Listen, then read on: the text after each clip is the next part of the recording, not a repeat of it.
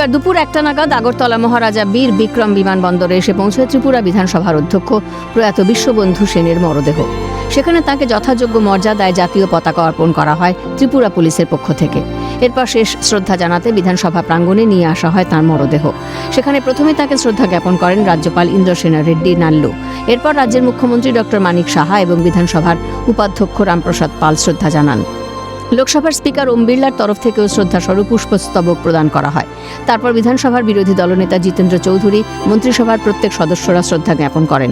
রাজ্য পুলিশের বিভিন্ন দফতরের পক্ষ থেকেও এদিন শেষবারের মতো স্যালুট জানানো হয় প্রয়াত বিশ্ববন্ধু সেনকে। এরপর ত্রিপুরা স্টেট রাইফেলসের পক্ষ থেকে রাষ্ট্রীয় মর্যাদায় শেষ শ্রদ্ধা জানানো হয়। প্রয়াত বিশ্ববন্ধু সেন ছিলেন উত্তর ত্রিপুরার রাজনীতির একটি ভিত। একাধিকবার তিনি উত্তর ত্রিপুরা জেলার উন্নয়নের স্বার্থে তাঁর সঙ্গে আলোচনা করেছেন বলে জানান ত্রিপুরার রাজ্যপাল ইন্দ্রসেনা রেড্ডি নাল্লু। बहुत पॉपुलर लीडर है। मैं कभी भी टूर पे ना त्रिपुरा जाते हैं तो पर्सनली मिलते थे और डेवलपमेंट के बारे में, जिला के बारे में, उनके कॉन्स्टिट्यूंसी के बारे में बात करते थे।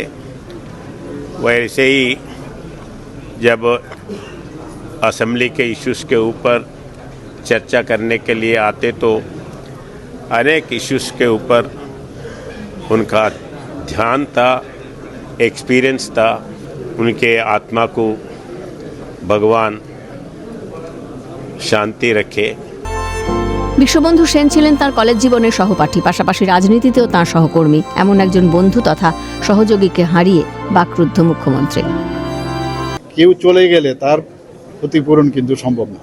আর মানুষ যখন চলে যায়, আজকে এখানে সবাই ওনার ভালো কথাগুলো কিন্তু বলছেন, ওনার গুণের কথাগুলো কিন্তু বলছেন। এই হয়, এইভাবেই মানুষ যখন থাকে সাথে তখন কিন্তু তার গুণগুলো বলে না, কিন্তু চলে যাওয়ার পর সেই গুণগুলো কিন্তু প্রকাশ পায়। আমরা তো জানতামই, কিন্তু আজকে মানুষ অনুভব করছে, ফিল করছে।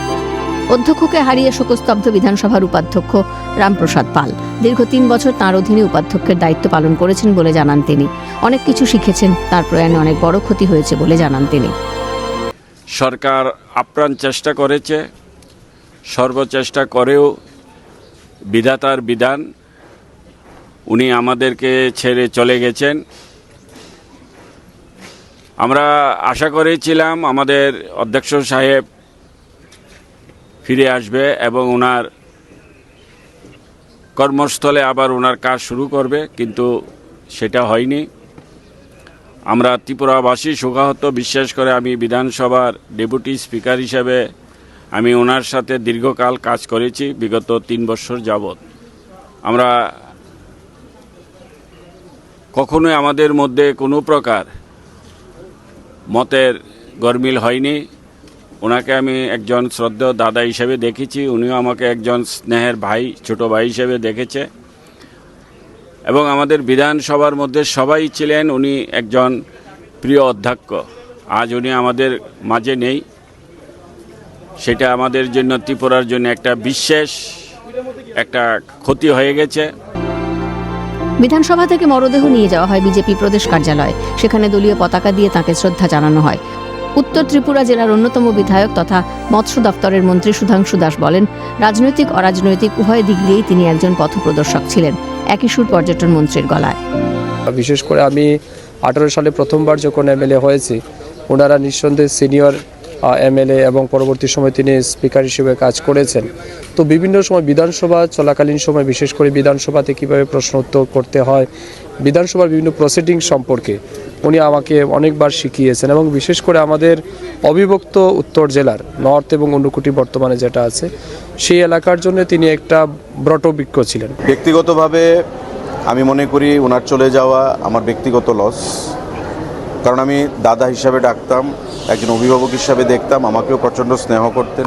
এবং বিধানসভার একজন সদস্য হিসাবে অনেক সময় আমরা আলোচনা রাখতে গিয়ে, অনেক কথা বলতে গিয়ে অনেক আবদার করতাম, যা উনি সিস্টেমের মধ্যে থেকে আমাদেরকে মিটিয়ে দিতেন। বর্ষীয়ান রাজনীতিকের প্রয়াণে শোকস্তব্ধ ত্রিপুরার রাজনৈতিক মহল। দেবাশিস বোসের রিপোর্ট, ক্যালকাটা নিউজ।